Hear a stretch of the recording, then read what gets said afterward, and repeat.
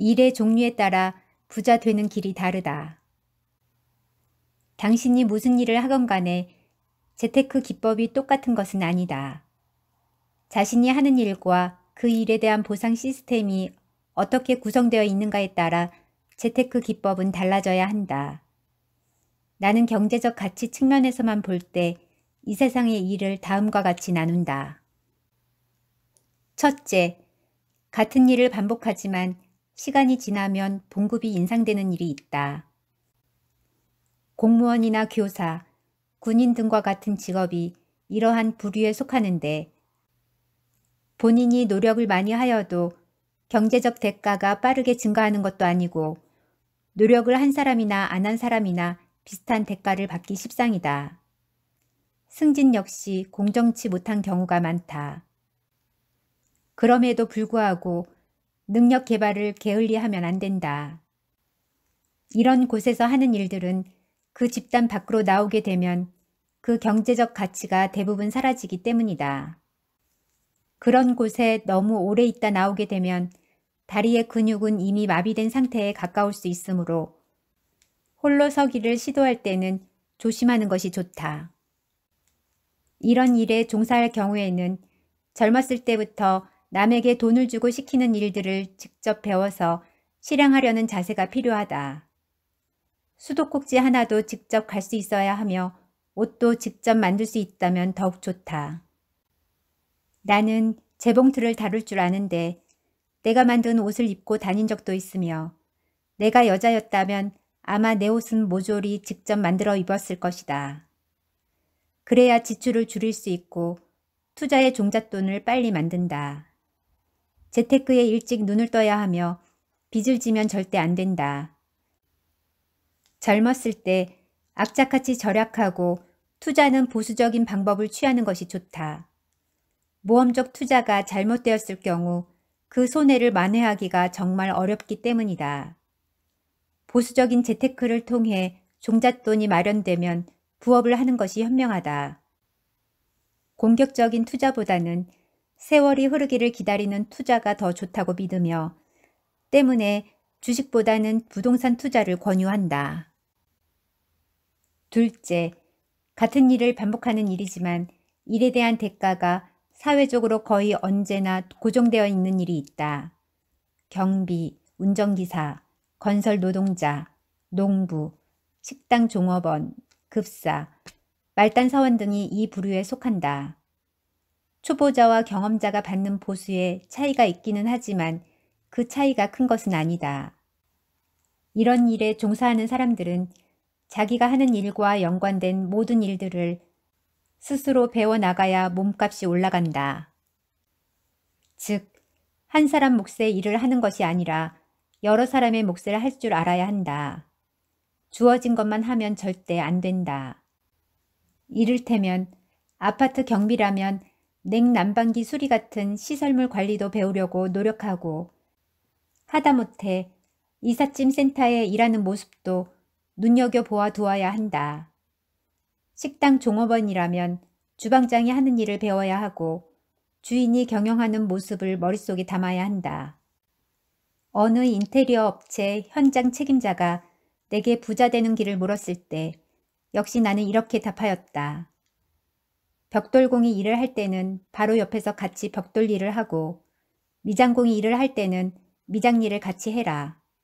타일공, 전기공, 페인트공, 도배공, 그 누가 일을 할 때에도 그 일을 옆에서 배워나가라. 적어도 어느 한 기능공이 갑자기 안 왔을 때는 당신이 대신 일을 할 수준이 되어야 한다. 그 수준이 되었을 때 독립하라. 어느 회사에 신입 격리사원으로 입사한 독자가 내게 성공하는 법을 물어왔을 때 역시 나는 이렇게 답하였다. 격리 업무뿐 아니라 세무, 회계, 컴퓨터 실무에 대해서도 도사가 되어라. 당신이 없으면 회사가 마비될 정도로 일을 하고 지식을 쌓아라. 주어진 일 이상을 배우려고 하는 태도가 재테크보다 먼저 갖추어져야 한다는 말이다. 셋째, 같은 일을 반복하기는 하지만 본인의 노력 여하에 따라 수입이 늘어날 수도 있는 일이 있다. 능력별 대우를 실시하는 회사도 이 부류이고 의사, 변호사, 학원 강사, 건축사, 영업사원 등처럼 한 가지 지식을 계속 우려먹는 경우도 이 부류에 속한다. 이런 일에 종사하는 사람들은 그 수입이 고객 숫자에 비례하여 늘어나므로 무엇보다도 고객한테서 신뢰감을 받아야 한다. 나는 실력은 없이 면허증이나 자격증 하나만 믿고 건방을 떠는 전문가들을 한두 번 본 것이 아니다. 예를 하나 들어보자. 영업사원이라면 자기가 파는 물건에 대해 도사같이 알고 사용법은 물론 경쟁사 제품들도 귀신처럼 파악해야 하는데 그런 영업사원은 한국뿐 아니라 어느 나라에서도 만나기 어렵다. 복사기를 파는 영업사원 치고 복사기에 대해 귀신인 경우를 보지 못했고 지게차 영업사원 중에서 지게차 운전을 하는 사람을 못 만났다. 하나같이 모두 그저 회사에서 준 교육자료만 시키는 대로 달달달 암기해서 말할 뿐이었다. 그렇게 교육하는 회사들이 한심하다. 그러니 고객이 감동할 리 없고 직원들에게 일이 재미있을 리가 있겠는가. 전문 직업인들은 많은 사람들이 자신을 찾도록 만들어야 하므로 때로는 언론 플레이도 필요하고 고객이 갖는 이미지를 호전시키기 위하여 책을 직접 출간하는 일도 필요하다. 회사에서 일하는 경우에는 수익 창출을 직접 이룩하는 분야에서 일을 하여야 몸값이 비싸진다. 이를 통해 종잣돈을 마련한 뒤에는 전통적인 포트폴리오, 현금, 동산, 주식에 골고루 투자하는 것에 따라 재산 증식을 꾀하는 것이 좋다. 넷째, 같은 일을 반복하고 있으면 곧 경쟁자에 의하여 잡아먹히게 되는 일이 있다. 열심히 경쟁자를 따돌려야 하므로 일에 미쳐야 한다. 사업가, 장사꾼이 이 부류에 속한다. 무엇보다도 경험이 중시되며 돈의 흐름이나 속성에 대하여는 물론 시대적 변화에 민감하여야 한다. 이런 부류의 일은 혼자서 시작하여 몸으로 부딪히며 배워나갈 수도 있으나 처음에는 다른 사람 밑에서 배워나가는 것이 더 빠를 수도 있다. 예전에 서울의 청계천 전자상가나 남대문 시장에서 점원으로 일하였던 사람들 대다수는 봉급 때문에 일을 한 것이 아니라 일을 배워 나중에 독립을 하고자 하는 마음으로 일을 하였다. 경쟁에 가장 많이 노출되어 있으나 경쟁자들을 따돌릴 줄 안다. 이런 일에 종사하려면 실제 전투에 하루라도 빨리 참가하는 것이 유리하다. 이런 사람들은 일 자체를 통해서도 큰 돈을 벌기도 하지만 그 번 돈을 갖고 주식이나 부동산에 투자하여 부자가 되는 경우도 많다. 자신이 만든 주식을 공개하여 부자가 되기도 한다. 부자들은 대부분이 네 번째 일을 하는 사람들이다. 그러나 주의사항이 있다. 한창 잘 나가던 사람이 갑자기 알거지가 되는 경우 역시 이 부류에서 제일 많다. 한창 잘 나가던 사람이 갑자기 알거지가 되는 경우 역시 이 부류에서 제일 많다. 사업이 기반을 잡으면 가족이 살고 있는 집만큼은 사업의 승패와 무관하도록 만들고 아예 없는 재산으로 생각하여야 한다. 사업체의 시제도 직접 챙겨야 한다. 특히 가장 잘 될 때가 가장 망하기 쉬운 때라는 것도 잊지 마라. 다섯째, 같은 일을 반복하지만 그 영역이 조금씩 더 넓혀지거나 하던 일이 다른 일로 바뀌는 일이 있다. 대부분의 봉급 생활자들이 여기에 속한다. 이런 봉급 생활자는 끊임없는 자기 개발을 통해 자기 몸값을 계속 비싸게 만들어야 한다. 첨단 직종이나 컴퓨터 관련 직종의 경우는 물론이고 다른 일반 직종에서도 신입사원 당시에 갖고 있던 지식 수준을 계속 유지하기만 한다면 퇴출 대상 1호가 된다. 우선은 자기가 하고 있는 일에 귀신이 되면서 상급자가 하는 일들에 대해서도 관심을 갖고 사장과 눈높이를 맞추고 시야를 넓혀야 한다.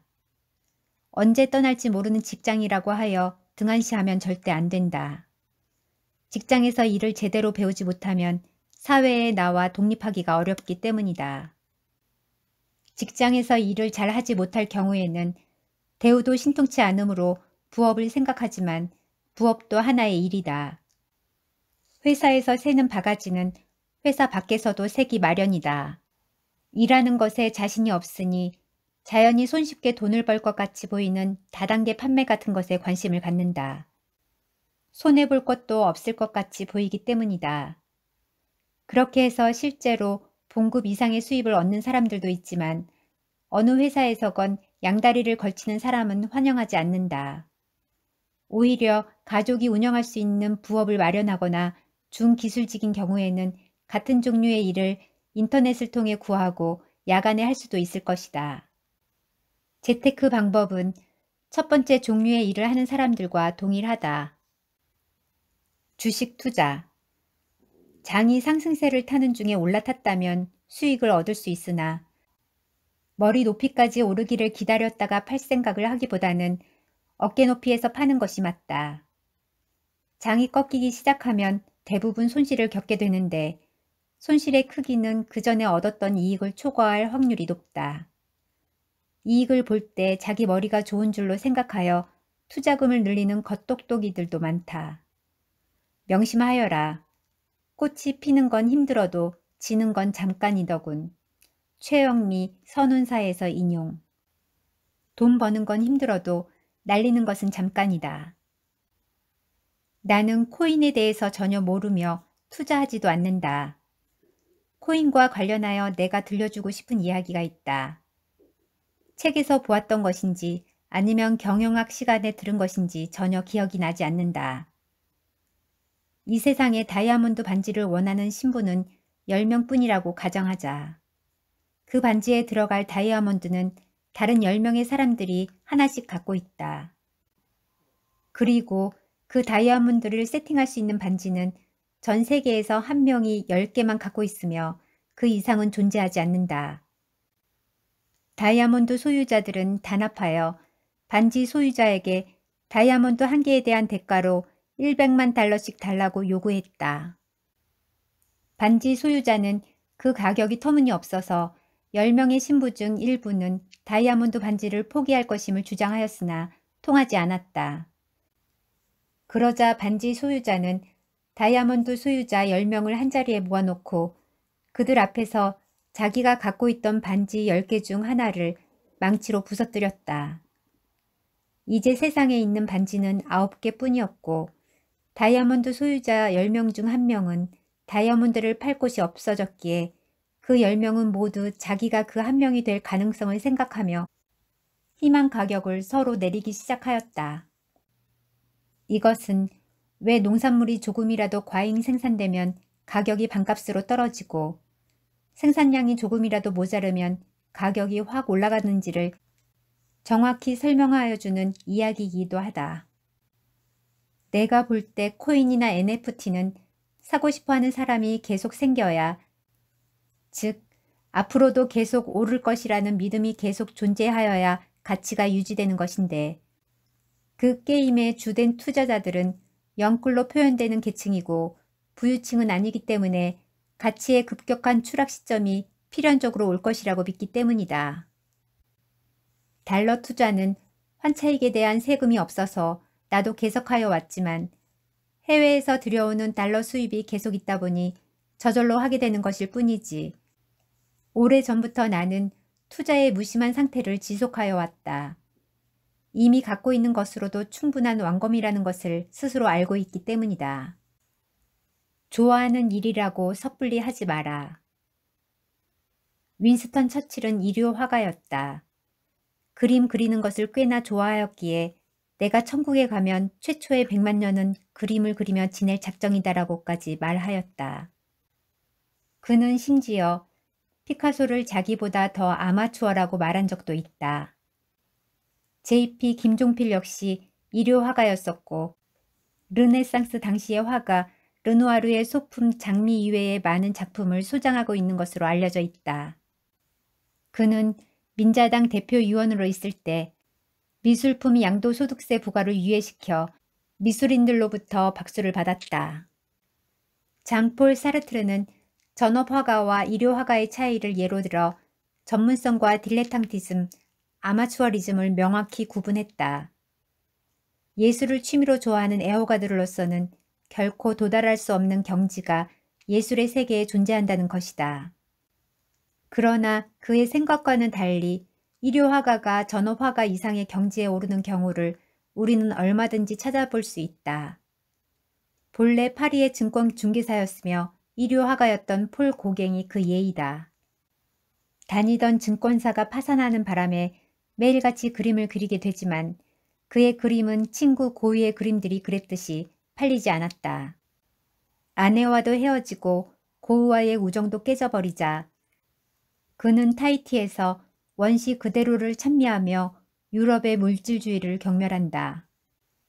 전직 증권 중개사였기에 물질주의의 종말을 누구보다도 더 잘 알고 있었을지도 모른다.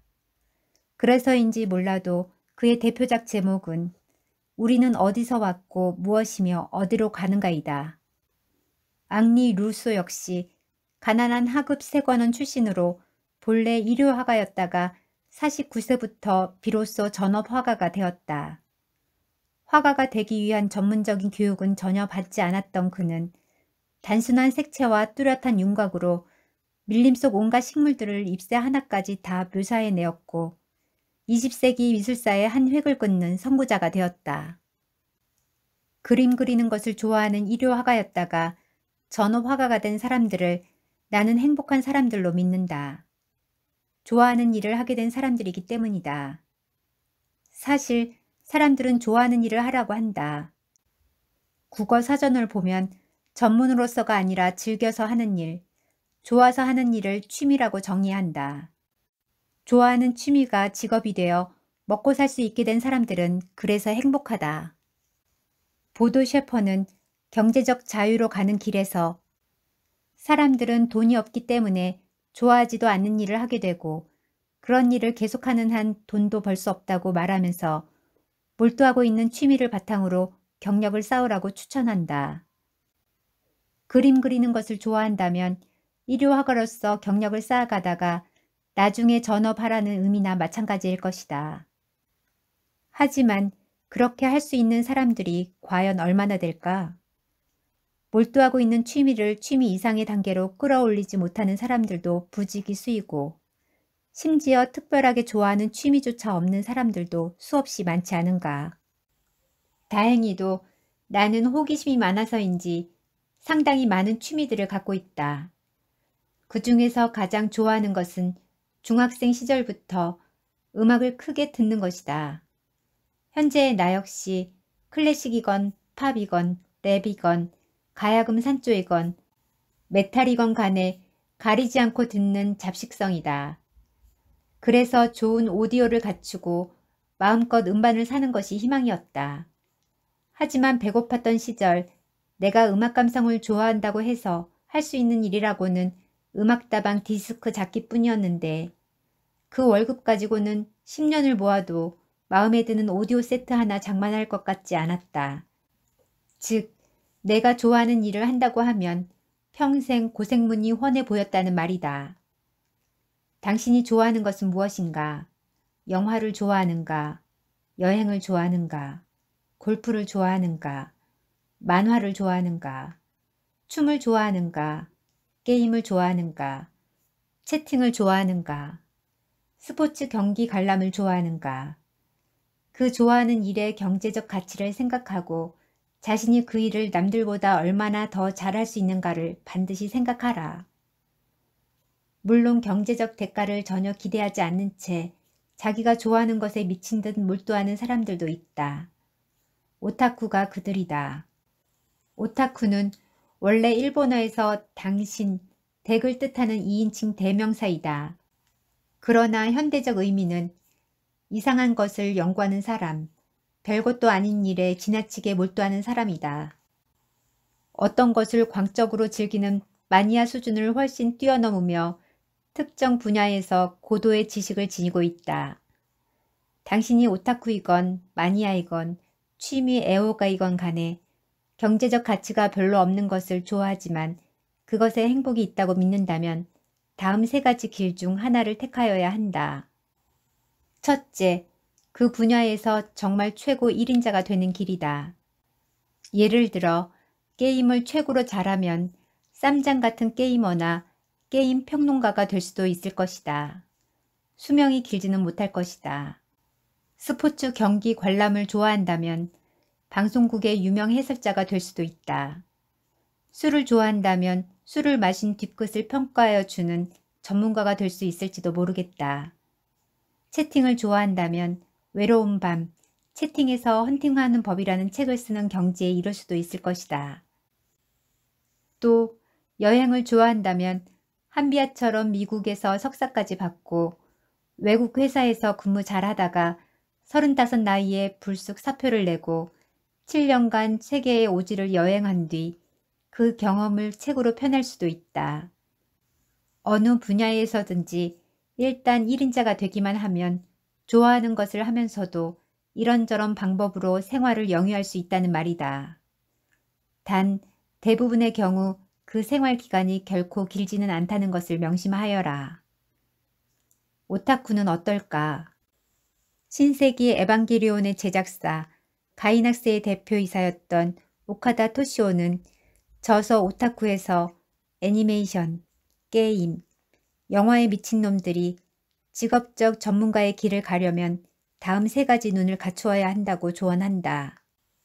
작품 안에서 아름다움을 발견하고 작가의 센스를 포착하는 세련된 시각, 작품을 논리적으로 분석하고 구조를 파악하는 과학자의 시각인 장인의 시각, 작가의 눈과 작품의 디테일을 간파하고 스태프들의 정열과 갈등의 드라마를 보는 통달의 시각. 하지만 말이 쉽지 그 정도의 경지에 도달한다는 것이 쉬운 일은 아니다. 게다가 언제나 1등은 한 명뿐이다.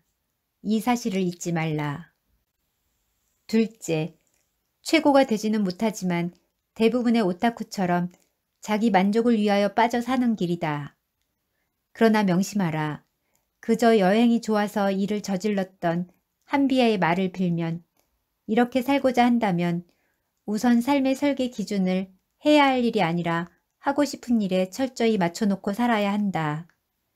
또 이 일을 하면 내가 얼마나 행복할까를 생각하여야 하고 언제나 자신감 있는 당당한 삶의 태도가 있어야 하며 무소유를 즐길 각오가 되어 있어야 한다. 즉 대다수는 가난한 예술가들처럼 좋아하는 일을 하는 것에 만족을 하며 사는 것으로 행복을 추구해야 한다. 특히 경제적 가치가 약한 분야에서는 1등이 아닌 2등이나 3등은 대부분 형편없는 대우를 받는다. 한비아가 말하듯이 잘 살지 못해도 좋다는 뚜렷한 가치관이 있어야 하는데 이 길을 처음부터 끝까지 고수하려는 사람이 과연 몇이나 될까? 셋째, 다른 길의 일을 통해 경제적 여유를 마련한 뒤 그 돈으로 좋아하는 것을 하는 것이다. 사실 대부분의 사람들이 택하는 길은 바로 이 길이다. 여행을 좋아하는 수많은 사람들이 생업에서 여행비를 마련하여 여행을 즐기는 것처럼 말이다. 김동주 치과의원 원장 김동주 역시 그러한 경우에 해당된다. 그 역시 오지 여행 전문가라고 할 수 있는데 지난 10몇 년간 1년에 한 달은 여행을 하였다. 그의 홈페이지에 실린 현재는 개인 홈페이지가 사라졌고 최신 글은 블로그에서 확인할 수 있다. 60개국 수천 장의 사진 자료들과 텍스트 자료들은 방대하며 동영상 서비스까지 제공된다. 이렇게 생업을 영위하면서 거기서 얻은 자금으로 자기가 좋아하는 것을 시작하다가 전문가의 경지에 다다르는 사람들은 한두 명이 아니다. 때로는 자기가 좋아하는 것을 나중에 하기 위해 일단은 먼저 돈부터 악착같이 모으는 사람들도 있다. 배수아의 소설 나는 이제 네가 지겨워에서 여주인공이 그런 경우이다. 그녀는 33세 독신이고 죽도록 성실한 직장인이다. 동물원 산책을 좋아하고 아프리카로 가서 야생 동물들을 돌보는 것이 꿈이기에 직장에서의 모든 것이 괴롭지만 월급을 모아가며 저녁마다 수의사 공부를 한다. 경제적 가치가 별로 없는 것을 좋아하지만 통달의 수준과 장인의 경지에 이를 정도의 오타쿠는 아니라면 섣불리 자신이 좋아하는 것을 하면 안 된다. 곧 춥고 배고픈 상태로 빠지게 되기 때문이다. 나는 주변에서 내가 보기에는 그 분야에 재능도 별로 없는데 어떤 것을 좋아한다는 이유 하나만으로 계속 물고 늘어지는 사람들을 많이 보아왔다. 특히 그래픽 디자인이나 만화 등과 같이 창조성이 요구되는 분야에서조차 성실과 끈기 하나만으로도 성공할 수 있다고 믿는 자들을 볼 때는 그 어리석음에 기가 질릴 지경이다. 물론 혼자서 살면서 무소유를 즐기겠다는 각오가 서 있다면 그렇게 해도 된다. 그러나 춥고 배고픈 것은 딱 질색이라면, 그리고 좋아하는 일에서 천재적 재능을 갖고 있는 것도 아니라면 이 사회에서 대가를 주는 일을 찾아 하고 그 대가를 받아 좋아하는 것을 하는 세 번째 길을 택하는 것이 현명하지 않을까. 돈부터 벌라는 말이다. 음악 감상을 좋아하였던 나 역시 그 마지막 길을 택했다. 그렇다면 나는 어떤 일을 하여 대가를 받고자 하였을까? 어느 특정 분야에 뚜렷하게 재능을 갖고 있지도 못했기에 구체적인 생각은 전혀 없었다. 반드시 무슨 일을 하여야만 한다는 어떤 의식 또한 전혀 없었다. 그저 돈 많이 버는 일이면 되었다. 범죄 빼고는 일의 종류가 크게 문제되지 않았다는 말이다. 아마 당신도 마찬가지 아닐까. 2005년 스티브 잡스는 스탠퍼드 대학교 졸업식에서 위대한 일을 하는 유일한 방법은 좋아하는 일을 하는 것이다. 아직 그런 일을 찾지 못했다면 계속 찾아라 라고 하였다. 이는 좋아하는 일을 하면 노동이 사라지고 능력과 성공, 행복, 부가 전부 기하급수적으로 커진다는 서사다. 그러나 이 방정식은 번아웃으로 가는 직행열차인 일과 삶의 통합을 전제로 한다. 당신이 좋아하는 일은 대부분 이른바 열정페이를 받는 일들일 것이고 워라밸 따위는 잊어야 할 것임을 명심해라. 그럭저럭 괜찮은 일을 해라. 앤헬렌 피터슨의 요즘 애들에 나오는 내용을 인용한 것이다. 기성세대에게 요즘 애들에 대해 설명해주는 책이기는 하지만 요즘 세대들도 읽어보면 좋을 책이다. 번역도 상당히 깔끔하다. 혹시라도 춥고 배고파질지라도 예술 쪽에 관심이 많다면 노숙님의 예술의 사생활, 비참과 우월을 읽어봐라. 위대한 예술가들의 실생활이 폼나는 것들은 아니었음을 배우게 된다. 나는 고등학교 1학년 때 미술가가 되고 싶었다. 그래서 미술반에 들어갔는데 딱 3명이 나보다 더 구성 그림을 그것도 훨씬 잘 그렸다. 나는 내가 노력만으로 그들을 능가하기는 어렵다는 것을 어렴풋이 깨닫고 깨끗이 미술반을 그만두었다. 그때의 기억이 지금도 생생하여 그 3명의 이름을 아직도 기억하고 있는데 한 명은 상명대 디자인대 학장이 됐고 다른 한 명은 연세대 디자인 예술학부 교수가 됐으며 마지막 한 명은 미국에서 활동하다가 한국에서는 디자인 아티스트로 활동한다. 그들을 볼 때 나는 내가 고1 때 좋아하였던 미술을 포기한 것은 아주 잘한 결정이라고 믿는다. 좋아한다고 선택하지 말고 같은 것을 좋아하는 사람들보다 훨씬 더 잘할 자신이 있을 때 비로소 그 좋아하는 것을 선택하여라. 나는 설치 미술에 대한 미련은 아직도 갖고 있으나 살아생전에 실현할 수 있을지는 모르겠다.